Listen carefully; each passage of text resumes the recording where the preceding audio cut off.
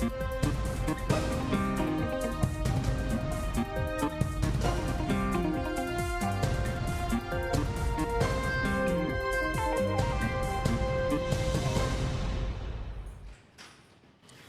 président de la République visite à Brest l'Institut français de recherche pour l'exploitation de la mer et de la société Puriou spécialisée dans les constructions navales.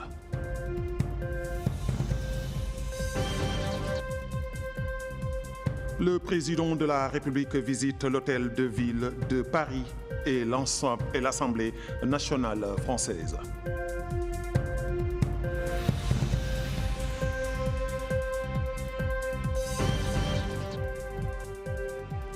Ici à Nouakchott, le Premier ministre supervise l'ouverture de la session ministérielle de la 34e conférence régionale de l'Organisation des Nations Unies pour l'alimentation et l'agriculture pour l'Afrique.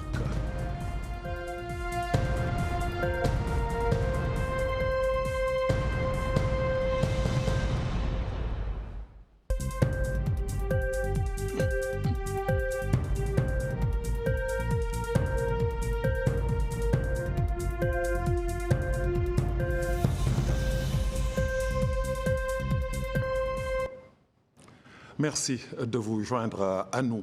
D'abord, ce message du président de la République à son homologue syrien.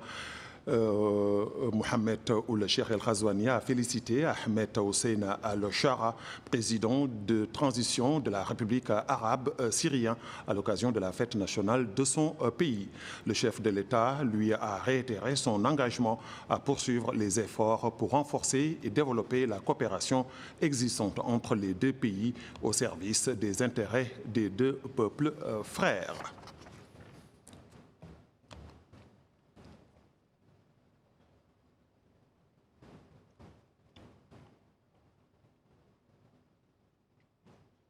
Le président de la République qui poursuit sa visite d'État en France sur l'invitation du président Emmanuel Macron.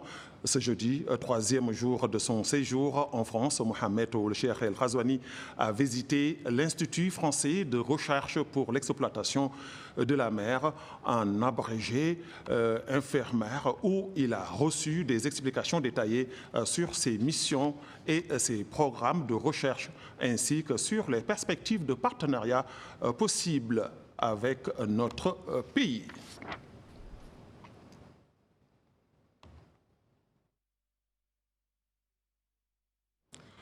Autre centre d'intérêt visité à Brest par le président de la République, la société Puriou, spécialisée dans les constructions navales, où il a pris connaissance des activités de l'entreprise dans le domaine de la construction et de la maintenance des navires.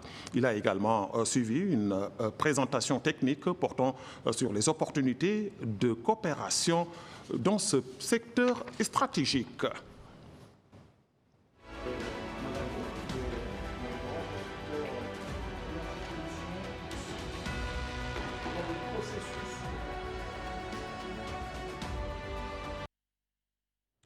Le président de la République était arrivé dans l'après-midi de ce jeudi dans la ville de Brest. Au menu de cette visite, des entretiens centrés sur des questions liées à l'économie bleue et à la sécurité maritime.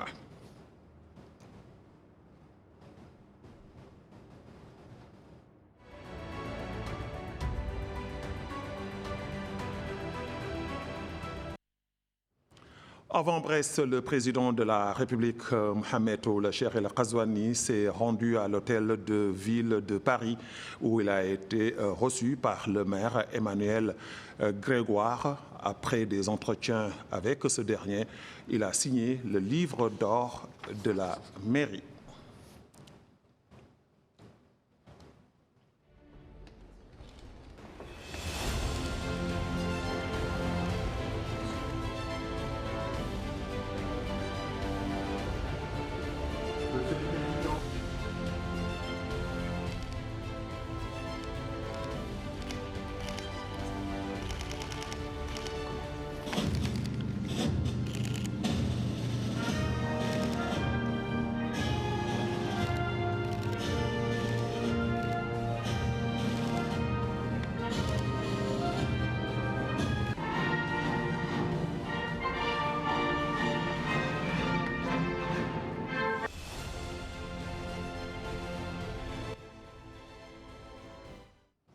À Paris, le président de la République a également effectué ce matin une visite au siège de l'Assemblée nationale française, accueilli par le président ou la présidente de l'institution parlementaire, Yaël Braun-Pivet, avec laquelle il a eu des entretiens centrés sur des questions d'intérêt commun.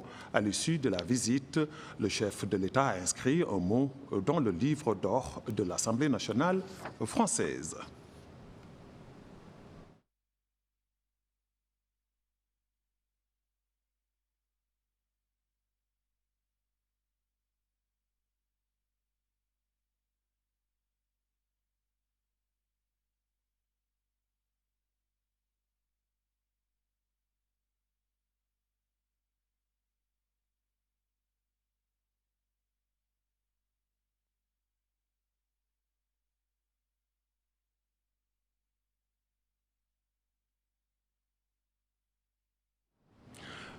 Heureux d'accueillir en visite d'État mon ami, le président Mohamed Ould Cheikh El Ghazouani. C'est le message tweeté par le président de la République française, Emmanuel Macron, sur son compte officiel sur le réseau social X. Le président français a ajouté que face à la déstabilisation du monde et aux défis communs, la Mauritanie et la France sont deux partenaires de confiance. Et d'ajouter, je cite, « Nous renforçons notre partenariat à répondre aux conséquences de la déstabilisation régionale et de la crise humanitaire, protéger nos biens communs, ouvrir des perspectives à la jeunesse, renforcer nos investissements économiques croisés et bâtir des projets très concrets au service des peuples. » Il a enfin indiqué qu'à un mois du sommet Africa Forward de Nairobi, cette rencontre porte une conviction simple, celle entre l'Afrique et la France, ajoutant que l'avenir se construit par le respect, l'ambition et l'action projetée vers l'avenir. Hier, le président de la République, Mohamed Ould Cheikh El Ghazouani, accompagné de la première dame, Dr Mariam Mohamed Fadel-Da, et de sa délégation, étaient les invités à dîner d'Emmanuel Macron et la première dame, Brigitte Macron, au palais de l'Élysée.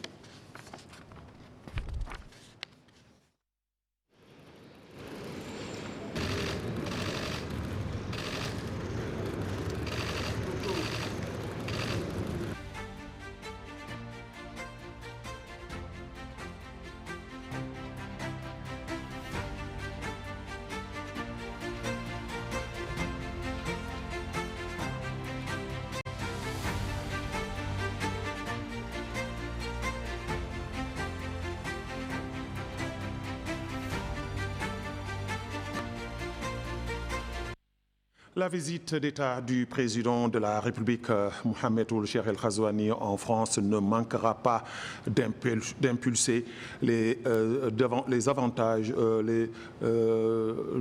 des relations d'amitié et de coopération bilatérale déjà excellentes entre la France et notre pays. Les deux chefs d'État ont en effet réaffirmé lors de leur échange d'allocution à consolider leur partenariat dans les domaines qui servent leur intérêt mutuel. Baïla Bokarba revient sur les enjeux de cette visite d'État. L'accueil solennel à Paris réservé au président de la République, M. Mohamed Ould Cheikh El Ghazouani, illustre la place grandissante qu'occupe la Mauritanie aux yeux de l'État français. Ce grand accueil, chargé de signification protocolaire, illustre l'accueil cordial que la France a réservé à cette visite et ses répercussions diplomatiques. Cette visite est considérée comme la plus élevée sur l'échelle des visites officielles entre États. Et il faut le dire, les visites officielles représentent l'apogée de la diplomatie et sont réglées par des règles protocolaires strictes qui mettent en valeur le caractère symbolique de l'événement, comme ici au palais de l'Élysée. Ainsi, cette visite d'État du président de la République englobe bien évidemment le volet économique, un partenariat dynamique et diversifié à bien des égards. La France est l'un des bailleurs d'aide au développement en notre pays et les entretiens entre les deux dirigeants s'inscrivent dans le cadre des efforts visant à renforcer les relations de coopération bilatérale et élargir les domaines de partenariat au service des intérêts communs. Dans un contexte régional sahélien et mondial agité, les deux présidents se concentreront également sur les problématiques sécuritaires lors de leur échange. Partout, le président de la République a reçu un accueil chaleureux et fastueux comme aux Invalides, à l'Assemblée nationale ou à l'hôtel de ville de Paris en signant le livre d'or de la mairie. En somme, cette visite d'État démontre qu'une coopération pragmatique et respectueuse des souverainetés est envisageable. Direction à présent le Congo, où le ministre secrétaire général de la présidence, Moulaye Mohamed Al-Ahdaf, a représenté ce jeudi à Brazzaville le président de la République aux côtés d'un parterre de chefs d'État et de gouvernement à la cérémonie d'investiture du président Denis Sassou Nguesso à l'issue de sa réélection pour un nouveau mandat. Il a à cette occasion transmis les salutations et les félicitations du président de la République à son homologue congolais.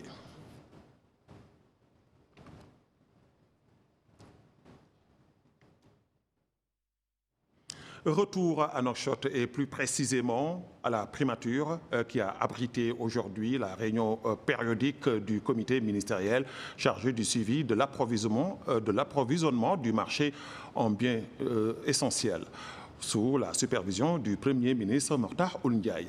Il s'agit de la troisième réunion élargie de ce comité qui réunit les chefs des partis politiques et les représentants des syndicats. La réunion a été consacrée à l'examen de la situation de l'approvisionnement du marché en biens essentiels. Des exposés détaillés ont été représentés sur les niveaux d'approvisionnement en produits alimentaires de base et sur la situation des prix, ainsi que sur la situation des carburants. Le comité a noté avec satisfaction les données présentées concernant l'approvisionnement du marché et la stabilité des prix malgré le contexte international. En ce qui concerne les carburants, les stocks sont restés à des niveaux satisfaisants et des livraisons sont attendues prochainement. Quant au gaz domestique, les perturbations observées dans la distribution ont été résolues. Les participants ont également entendu les interventions des chefs de partis politiques et des représentants syndicaux qui ont salué les mesures prises par le gouvernement, notamment celles relatives au soutien social des retraités, des familles inscrites à la sécurité sociale et des personnes à faible revenu, ainsi que celles visant à stabiliser les prix, à lutter contre la spéculation, les monopoles et la contrebande, et ont accueilli favorablement les observations formulées lors des réunions précédentes. À l'issue de la réunion, le Premier ministre a insisté sur l'importance de surveiller les mesures prises pour prévenir toute forme de spéculation et de monopole et de maintenir la vigilance ainsi afin d'empêcher la contrebande de ces marchandises. Le Premier ministre Mokhtar Ould Ndiaye avait plus tôt dans la journée présidé l'ouverture des assises de la session ministérielle de la 34e conférence régionale de l'Organisation des Nations Unies pour l'alimentation et l'agriculture pour l'Afrique. Plus de 32 ministres des pays du continent africain ont fait le déplacement à Nouakchott pour discuter des points inscrits à l'ordre du jour de cette conférence sur lesquels revient Aminata Kane. Au Centre international de conférence El Mourabitoun, plus de 32 ministres des pays du continent ont participé à la rencontre axée sur le renforcement des préparatifs dans le but de définir les priorités, mais aussi d'orienter les investissements pour la transformation des systèmes agroalimentaires en Afrique.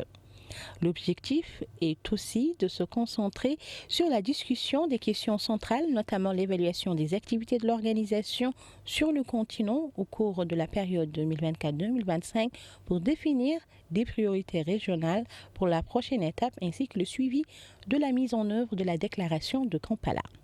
Le Premier ministre Mokhtar Ould Ndiaye a exprimé la fierté de la Mauritanie d'abriter cet événement continental, souhaitant la bienvenue aux participants. Il a indiqué que le gouvernement, conformément aux directives du président de la République, a œuvré à traduire cette vision en politique et programme, contribuant au lancement d'une dynamique nationale pour le développement de diverses filières agricoles. Le Premier ministre a noté que le rôle du président de la République s'est étendu au niveau continental, ce qui, pendant sa présidence de l'Union africaine, a joué un rôle central dans la promotion des questions d'agriculture et de sécurité alimentaire. Il a aussi passé en revue les défis internationaux actuels, notamment les perturbations des chaînes d'approvisionnement, les répercussions du changement climatique, la hausse des intrants agricoles ainsi que les tensions géopolitiques, soulignant que ces défis imposent aux pays africains de devoir accélérer le rythme de la transformation agricole pour renforcer leur capacité de résilience et d'adaptation. Le Premier ministre a affirmé que l'Afrique possède un potentiel énorme qu'il a qualifié pour être le grenier du monde, mais que l'exploitation de ses ressources reste en deçà du niveau requis. Il a évoqué l'importance de la conférence en tant que plateforme pour unifier les visions et intensifier les efforts, en particulier à la lumière des résultats du sommet extraordinaire de l'Union africaine tenu à Kampala en juin 2025 qui a approuvé le nouveau plan d'action du programme détaillé pour le développement de l'agriculture en Afrique pour la période 2026-2035.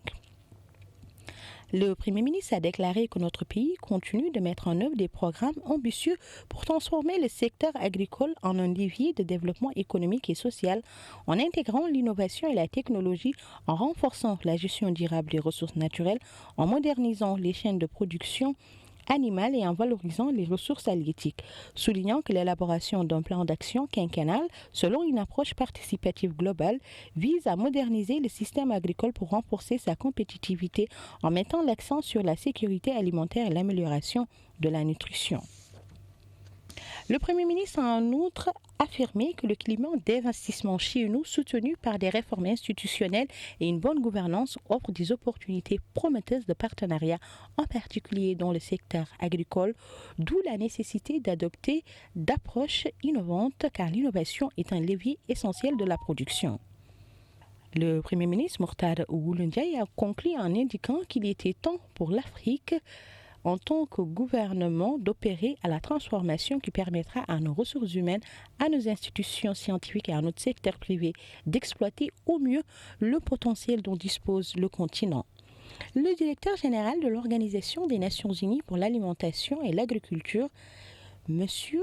Ku Dongyu, a exprimé ses remerciements à notre pays et aux dirigeants africains, soulignant la nécessité de changer de perception de l'agriculture en Afrique pour la considérer non plus comme une histoire pleine de défis, mais comme une histoire riche en opportunités.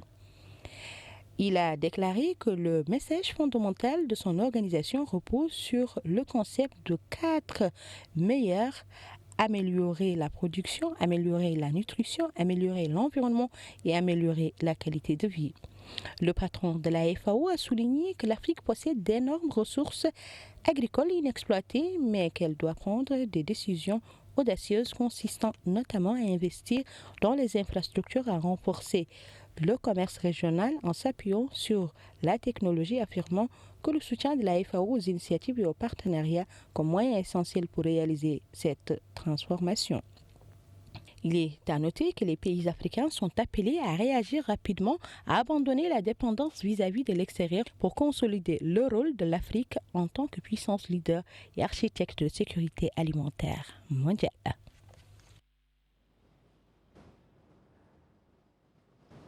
L'actualité à l'Assemblée nationale marquée ce jour par l'entrevue que le président de la Chambre parlementaire, Mohamed Bamba Magat, a eue avec l'ambassadeur de la Libye dans notre pays, Souheil Mohamed Triki.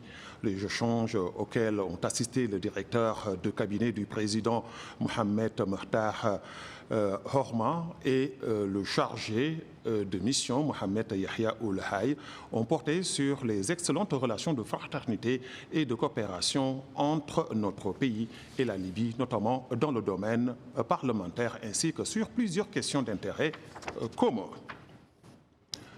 Autre audience, celle accordée par le ministre de la Défense, des Affaires des retraités et des enfants des martyrs, M. Hanana Ould Sidi, l'ambassadeur du Royaume d'Espagne dans notre pays, Pablo Barra Gomez, accompagné du commandant du navire d'assaut amphibie espagnol Galicia, le capitaine de vaisseau Juan José Bilizon Izzi.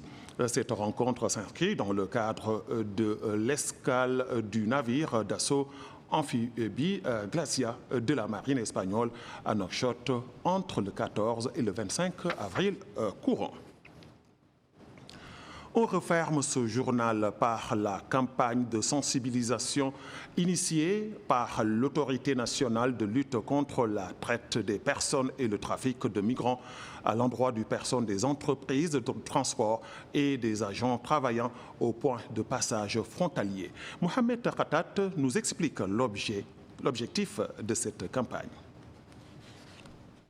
C'est une campagne de sensibilisation des employés des sociétés de transport et des travailleurs des centres frontaliers dédiés au passage aller-retour qui est relative à la lutte contre la traite des personnes et le trafic des migrants. Supervisée 3 mois durant par 10 coordinateurs associatifs, cette campagne organisée par l'instance nationale de lutte contre la traite des personnes et le trafic des migrants, relevant du commissariat aux droits de l'homme, à l'action humanitaire et aux relations avec la société civile, en collaboration avec l'Organisation internationale pour les migrations. Cette campagne, disons-nous, vise à permettre à ces derniers d'identifier les indicateurs de la traite des personnes, ce qui les aidera à détecter les cas suspects et à y faire face au moment opportun. L'occasion pour le directeur de l'instance, M. Cheikh Tourad Abdelmalek, de souligner que conformément aux instructions du président de la République, M. Mohamed El Cheikh Al-Qazouani, visant à lutter contre la traite des personnes et le trafic de migrants et le renforcement des mécanismes de prévention et de protection, notre pays a réalisé des progrès significatifs ces dernières années dans la lutte contre la traite des personnes et le trafic de migrants, notamment grâce à la mise en place, dans le cadre de sa stratégie globale, de la loi 017-2020 relative à la prévention et à la répression de la traite des personnes et à la protection des victimes, la création de l'Autorité nationale de lutte contre la traite des personnes et le trafic des migrants, ainsi que la loi portant création des tribunaux spécialisés dans la lutte contre l'esclavage, la traite des êtres humains et le trafic des migrants, entre autres. Il a indiqué que ces avancées constituent une étape importante vers l'ancrage des valeurs de justice et l'application stricte des textes et que l'instance entend poursuivre ses efforts gouvernementaux continus pour éliminer toutes les formes de traite des personnes et de trafic de migrants en renforçant l'approche participative et les capacités des acteurs dans les efforts de lutte contre ces phénomènes. De son côté, le chef de la mission de l'Organisation internationale pour l'immigration en Mauritanie, M. Idrissa Sampare, a déclaré: La traite des êtres humains est une violation grave des droits fondamentaux et un défi mondial qui touche des millions de personnes, en particulier les plus vulnérables, comme les femmes, les enfants et les populations affectées par des crises. En Afrique de l'Ouest et centrale, ce phénomène est alarmant, avec des cas d'exploitation sexuelle, de travail forcé et d'abus sous diverses formes. La Mauritanie, par sa position géographique, est à la fois un pays de transit et de destination pour de nombreuses personnes en mobilité, ce qui la rend particulièrement exposée au risque de traite. Passé l'échange des discours, le coup d'envoi de la campagne de sensibilisation a été donné pour renforcer les mesures de lutte contre la traite des êtres humains. Une campagne qui cible les sites de transport, les centres frontaliers, les points d'entrée, les ports et les aéroports au niveau des 3 wilayas de Nouakchott, de Nouadhibou, du Brakna, du Tiris Zamour, du Hod el-Gharbi et du Hod el-Sharqi. Ainsi prend fin ce journal. Merci de l'avoir suivi. Le rappel des titres. Le président de la République visite à Brest l'Institut français de recherche pour l'exploitation de la mer et la société Préau est spécialisée dans les constructions navales. Le président de la République visite l'Hôtel de Ville de Paris et l'Assemblée nationale française.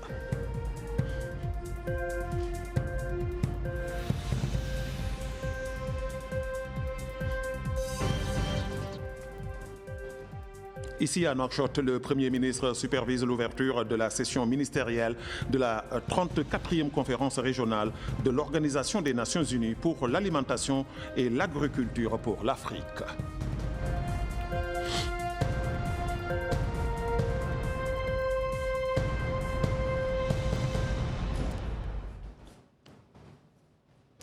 Merci à l'équipe technique et rédactionnelle. Merci à vous, téléspectateurs de la télévision leader, Al Mauritania. Bonsoir.